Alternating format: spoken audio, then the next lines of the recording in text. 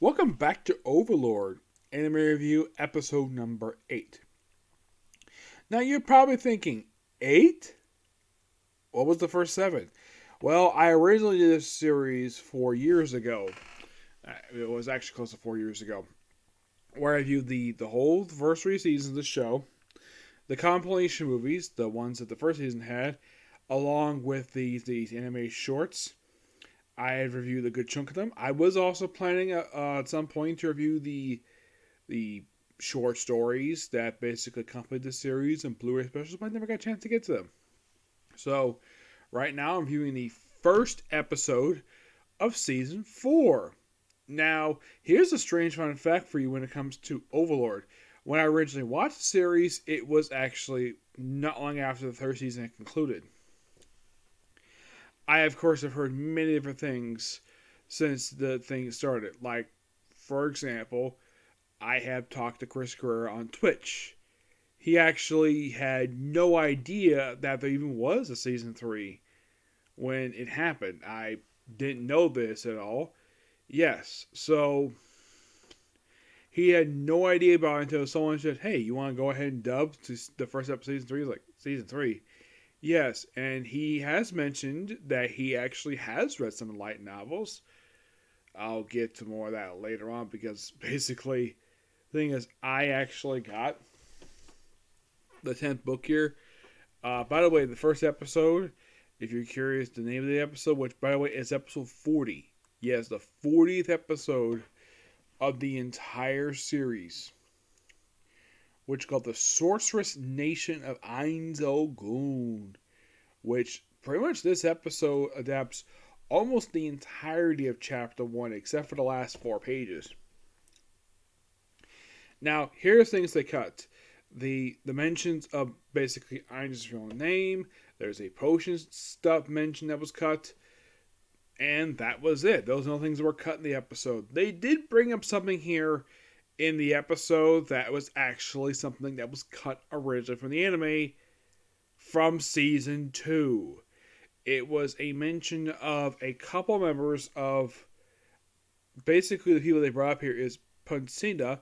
She is, if I remember correctly, she is the dog maid voiced by J. Marceri, which basically this is the first time she's been seen since the end of season 3, I believe, where this actually, her mentioning this, well, I mentioned the conversation, this does contradict in the anime what happened at the end of season 3, because in the book she was actually imprisoned for something that happened in book 6. She, along with one of Albedo's sisters, yes, I had heard about the sisters, and Chris Gore himself, he does know about Albedo's sisters. I wonder if Lisa Maxwell does. Well, I'll talk about that in a few weeks. So, her sister, who was actually her eldest sister, her name is Nagrado. Yes, this is the one that is basically, well, the best way to describe her, it's that she's a take on like the Ring Girl. Mm-hmm. Yeah, and this actually was the first time she was ever mentioned in the anime. Yeah, first time they ever brought it up at all. Though they don't bring up the fact that she's Bello's sister, just they brought her up in the anime, mentioning about her sheltering a baby. Which, this did happen in book 6, but this scene was cut from the anime, probably due to time. Oh, and if you're curious though, is it still Madhouse does Overlord? Yes. As a matter of fact, it is. They do in fact do this episode. There is no Madhouse sequence, which I thought that was interesting. Yes, the first one I've seen quite a while. I think this is the first time since. Actually, no. This is actually the first episode of the whole series where no open town sequence. We'll probably see it next week, of course. Now, the episodes are interesting enough with basically how the book starts with Albedo in Ainz' bed, just running around the bed, and her smiling. Basically, this whole sequence is pulled right from the prelude. And then we see Ainz in bed reading, and then we see a maid there. Now, yes, this happened in book 2. They did switch around who the maid was, but that's a minor change. Where he starts the episode wearing the outfit he was wearing a lot of the time since the first episode. This actually is the first episode he actually switches an outfit and he wears it more than one scene. Yes. So he switched up with a red attire, which he wears the rest of the episode. And he goes to his office, which it's a very similar scene we saw in the first 3 seasons of the show, except it's in the book. Basically, it's brought up this used to be City Hall. In the anime, they don't bring this up at all. Nope, there's no mention of this at all. So they mention about various stuff, and of course Albetta comes with Elder Lynches. Now in the book, they refer to her as Mistress Albetta, which is fine.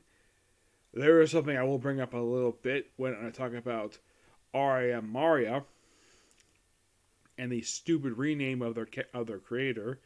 Yes, so this is actually the conversation after the Elder Lynches as well. There are documents, and of course I'll approve. He can barely understand exactly what the heck the thing is. He's a former Salaman, so he basically there's no problem. And in the case of basically he goes to Partial Quest, this is where they bring up those two I just mentioned, where they were imprisoned and they request to be released. Now, this is when Albedo brings up what happened in the series. Now, here's the thing: if you're only an anime only watcher, you're probably curious though. What the heck is Albedo talking about? You see, I'm not really sure why. My only guess is the reason why they included this line, at least the mention of these two characters, is because it relates to the request. And the thing is, the event that she brings up never was seen in the anime, which, in my opinion, is kind of dumb. It's sort of a minor scene per se, but you could include it. Nope, they never did. The scene they're talking about is when Demiurge kidnapped a group of humans for reasons, and of course Ainz ordered all of them to be killed off. Basically, the two I mentioned here, we have Pancina and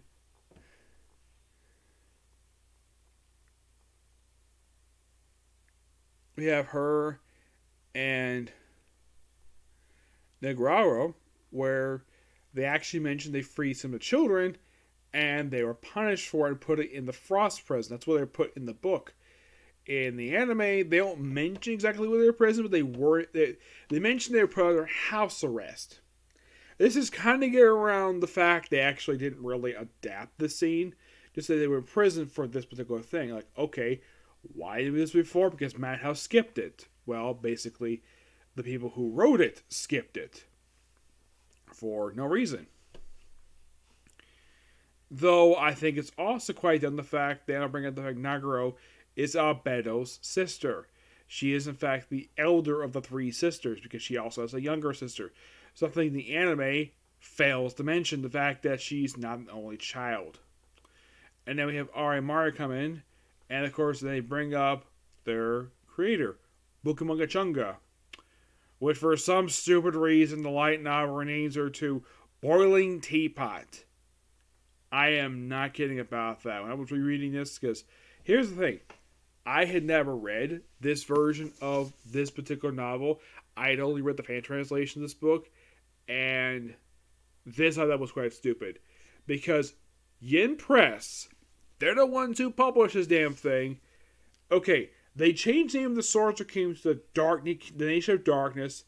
They changed Ainz's title to the King of Darkness, even though both... Here's the thing about this. The Wicca, the Wikipedia, and the manga, even the anime, refer to his title as the Sorcerer King, and his kingdom as the Sorcerer Kingdom. As for in the case of the creator book Moga Chunga, same thing. Anime, manga, Wicca, Wikipedia. Excuse me. Book of Moga Chunga. For some strange reason, they renamed it Boiling Teapot. This is very offensive to change. You change the name of a very important character. Yes, this character only appears in flashbacks, but you change his name to a stupid name. Also, they also cut something else I forgot to mention here, is that there's a scene later on, they actually cut a small little detail here, where it's mentioned that the maids do not actually clean Albedo's room for some reason. Because apparently Main's not allowed in her room. They don't really go into detail exactly why.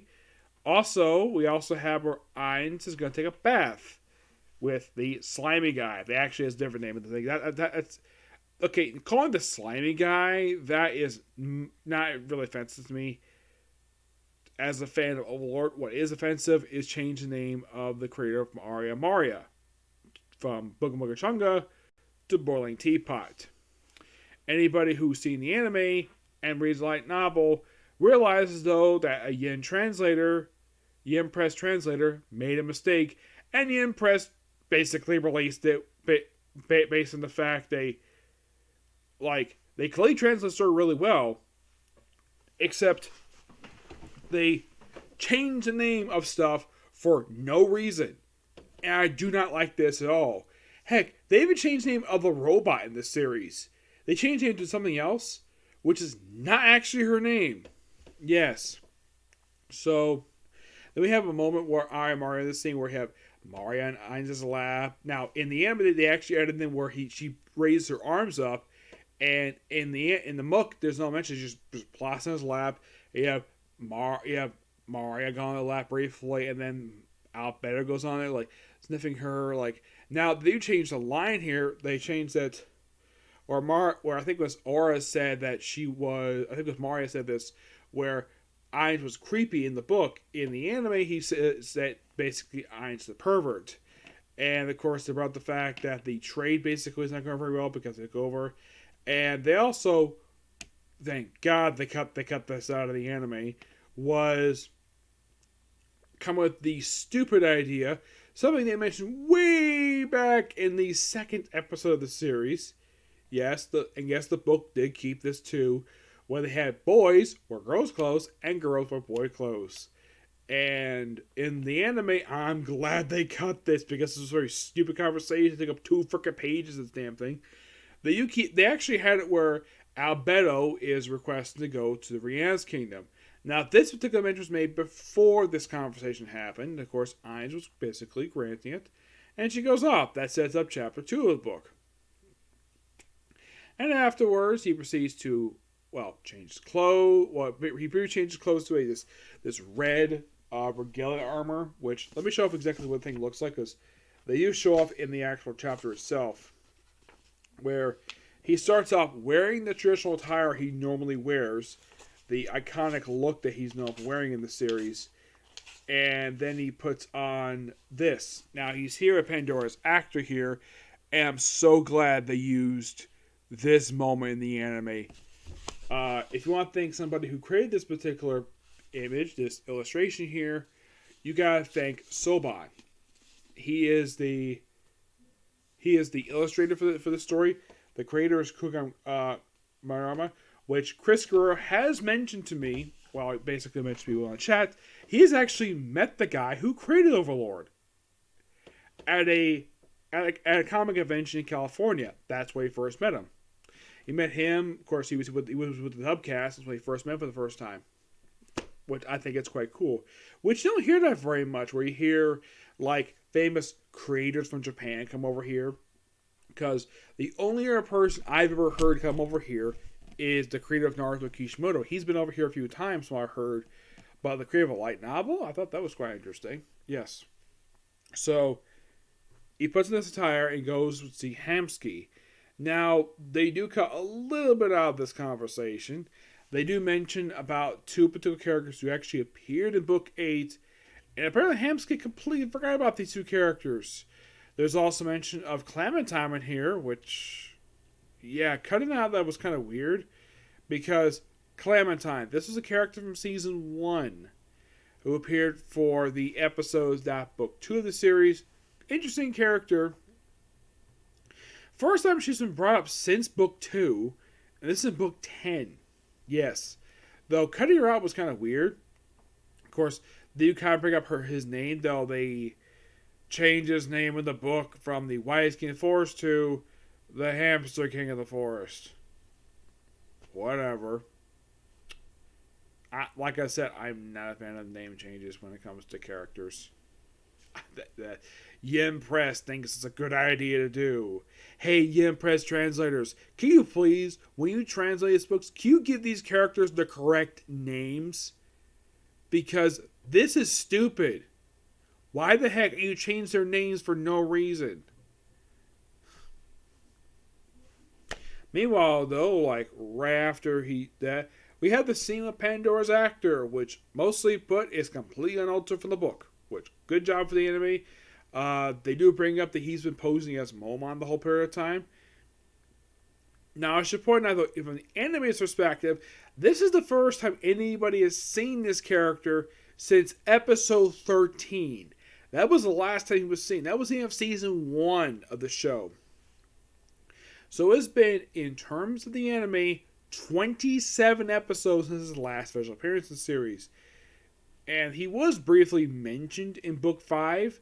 The anime, of course, cut him out, but it's like, why the heck we keep out for it? Mention about the treasury. We have mention of Shalta Year in the episode, which, that's interesting. And this mention about being called father and son, which this did have in book 2, so good job for that. And of course, Ainz goes over. They actually added also the anime where the maid is trying to climb on the roof and struggling to do so. And then, of course, they walk about the town. And just by sheer coincidence, they come across the very guild hall that was, I believe, last seen in person. Probably back in early season 3. That was last time I think this guild hall was seen. And there's like nobody there. Well, the reason why, and also mentioned not much job requests because all the monster hunts and the security is taken over by the undead soldiers. So, Ainz tells the receptionist, who does know who she is, and of course, well, he does know about the reputation from Momon. He requests to see the guildmaster. And the guildmaster kind of surprised the fact that he knows his name. He doesn't exactly say that he is Momon. In the book, basically, it's hinted at by the guildmaster. Momon must have told me his name. And he goes to the very table room. Now, this table room is quite interesting. Where this particular conference area on top of the stairs, this was seen a few times over the course of the series. I think the first time it was seen was mid-season 2. When Momon became an adventurer. And it was first seen when he was with the Knights of Darkness, the group he was with in that book, of course, in terms of the end before they got killed off by Clementine. And then pretty much afterwards, it wasn't seen again for an episode or 2. And then it was like a meeting room area. And then after that, it wasn't seen again. If you're curious, so did it appear in season 2? Nope. In season 3? Nope. So you could say this is another thing that happened in season 1. So, basically, Ainz wants to absorb the Adventurers Guild into the kingdom, and they mentioned it be separate. He also mentions like the fact that the Adventurers are being exterminators. And he wants to use the Adventurers to basically go on adventures, like explore new lands, because Knights are not familiar with the area. So, gives them a special request, and basically don't look negative reception on it. And it's a great scene. And the episode ends with him basically, with him and his maid and his knight just leaving the Adventurers Guild. In the book, basically, he goes contact somebody else. Now, I'm not sure if the ending of the chapter will be adapted next episode. We'll find out next week. But, yeah. This episode did a great job with adapting the stuff in the book. It keeps pretty much everything in. I would say that the cuts were very minor at best. But if you want to think of anything that was majorly cut, there was nothing major. The only majorly cut I could think of was a bath scene. Was basically a implied bath scene. That was the only thing that was majorly cut from the episode. But mostly put, a lot of the other stuff were cut. That's basically, like I said, mentioning the character's real name, the mentioning of the potion stuff. That was brought up toward the end of, I believe it was mentioned in early season 3, which they cut out of the anime for some reason. Though they could bring up next week's episode, but who knows. But one scene I'm very much looking forward to seeing the anime, and I'm hoping to get an extended scene of this, is Albedo interacting with Princess Renaer. In the book, they do officially meet. And it's a very small scene, And basically, and after this, these two are not seen together again until to book 14. Yes, which I will talk about book 14 when I get to it. It's on the bottom of my stack of books right now, but damn good episode. And wow, 20 minutes talking about an episode just aired.